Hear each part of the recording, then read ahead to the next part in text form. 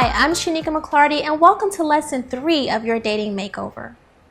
During an interview, Marie Osmond stated, "We marry at the level of our self-esteem." This is such a reflective and profound statement, and in a lot of ways is true. This week we'll focus on using your internal to influence your external. You will reflect and explore every part of yourself to align your behaviors with your vision. When I was single, I looked really good on paper. But as I started to do more self-reflecting, I learned that it wasn't enough for me to just look good on paper for a man. I had to be a gift in order to receive a gift. My goal was to be a wife.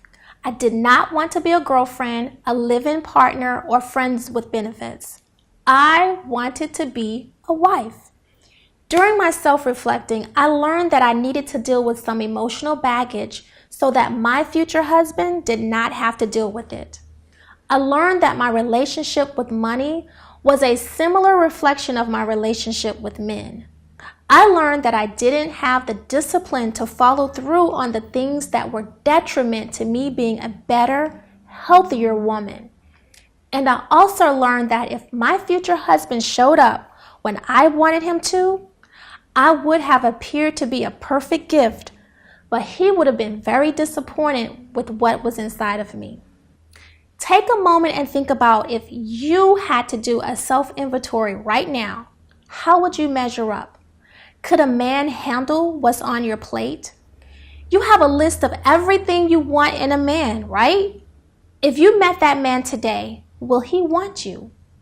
Would there be something about you that will make him put a question mark at the end? When you take a long, hard look at yourself, it says two things. One, you understand that you are not perfect and you could always improve. Two, you are not afraid to evolve and transform.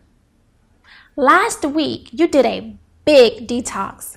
This week, you will be doing a self-inventory. You will focus on 4 areas: self-esteem, self-control, self-image, and self-respect. Okay, so you may be thinking, what did this have to do with me finding a man?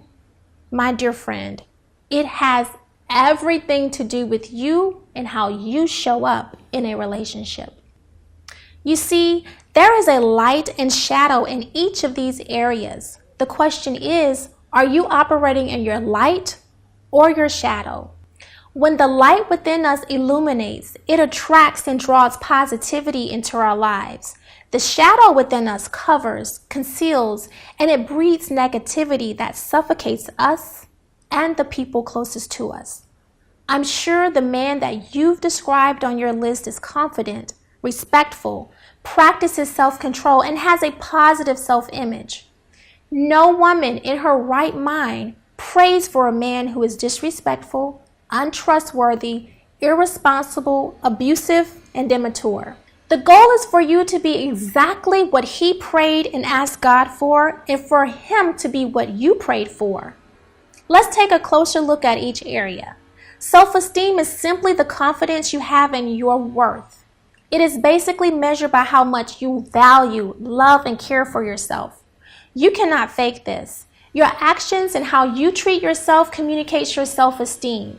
How you allow others to treat you measures your self-esteem too. You cannot say one thing and do something totally different.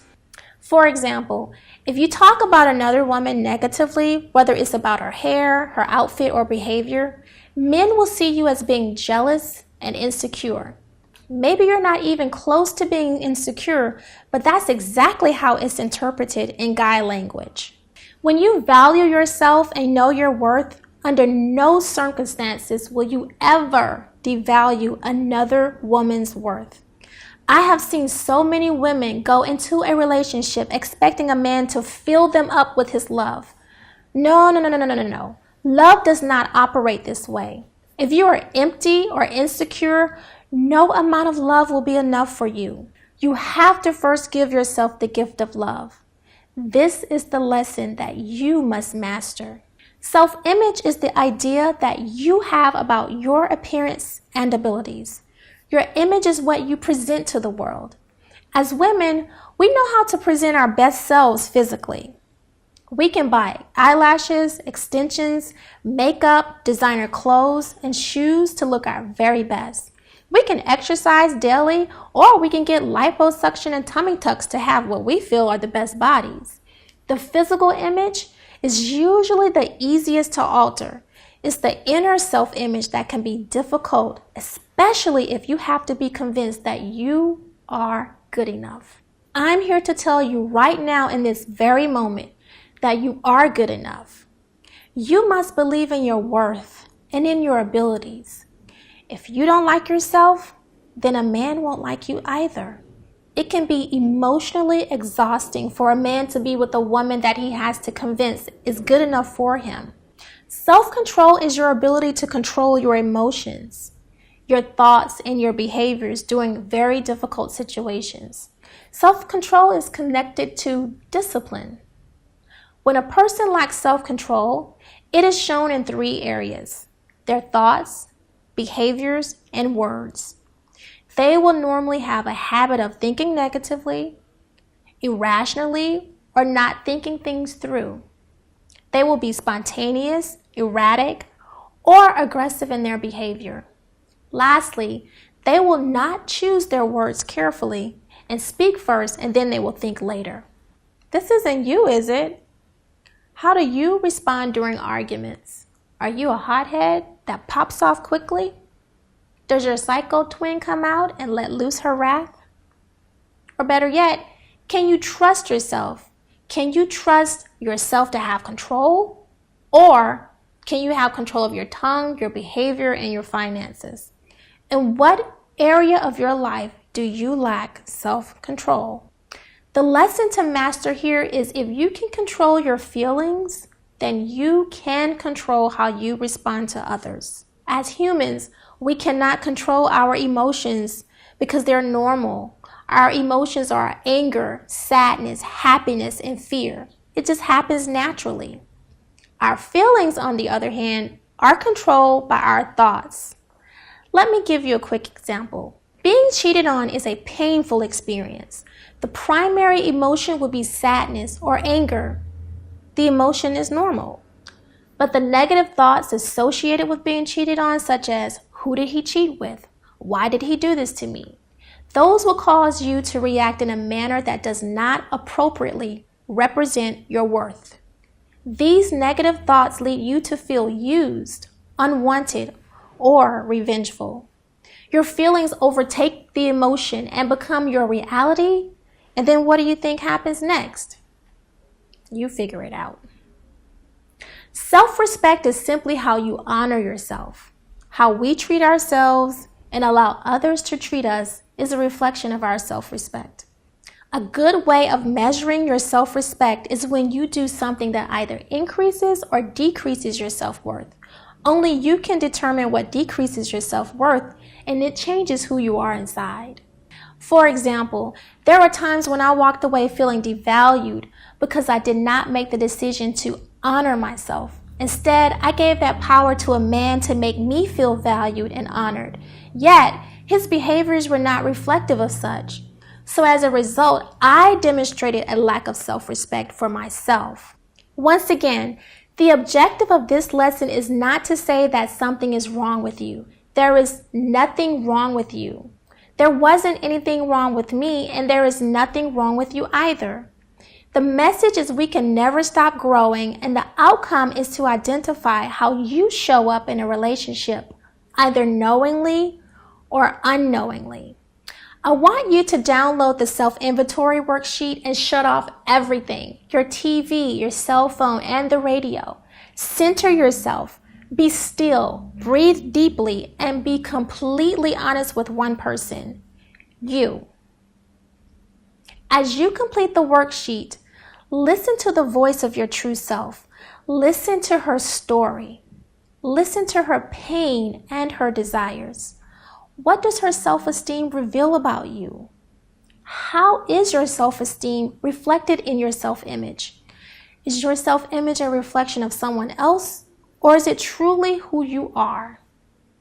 Does your self-esteem and self-image complement one another, or is it a facade? Keep digging deeper and ask yourself, have I compromised, if at all, my dignity in a relationship? Can you honestly say that you honored yourself? Please do not rush through the homework assignment. And if you get frustrated, don't give up. Take another look at your goal and declaration statement. Let's use it to do some interior designing in your life. I have 4 fundamental areas that I focus on with my clients: relationship, career, finance, and health. The key to having balance in each of these areas is you. That's right, you control each one. If it's something you are not happy with, then you can change it. It may be hard, but it is possible. Your self-esteem, self-control, self-image, and self-reflect are connected to these 4 areas and reveals your success and your challenges. The goal is to have balance in your relationship, your career, finances, and health, because a man cannot fix them for you. You cannot wait on him to come into your life and then start working on these. You have to be ready. You have to start right now. In your homework assignment, you are going to complete the Check Yourself worksheet. Then you will start exploring and identifying your shadow and your light in self-esteem, control, self-image, and respect. Do not overthink anything. Just reflect, feel, and write. After you are done with that, move on to the Sow and Grow worksheet to start setting your goals for your relationship, your career, your finances, and your health. Do not pressure yourself with lofty goals. Only set realistic, attainable goals that you have the passion to pursue. If you have questions, feel free to post on our Facebook page, or you can email me your private questions. Don't forget to connect with me on our weekly Q&A call where I can coach you through your concerns and answer your questions. Today, I want to leave you with this quote. When I let go of what I am, I become what I might be. When I let go of what I have, I receive what I need. That's by Tao Te Ching. The key takeaway here is you have the power to create the self-reflection that you desire by designing the perfect gift, which is you. Your assignments are complete this Check Yourself worksheet and the Sow and Grow worksheet. Remember to post any questions you have on our private Facebook page, or you can email me. Guess what? I am excited about your future, and I hope you are too. Take care, and I'll see you next week.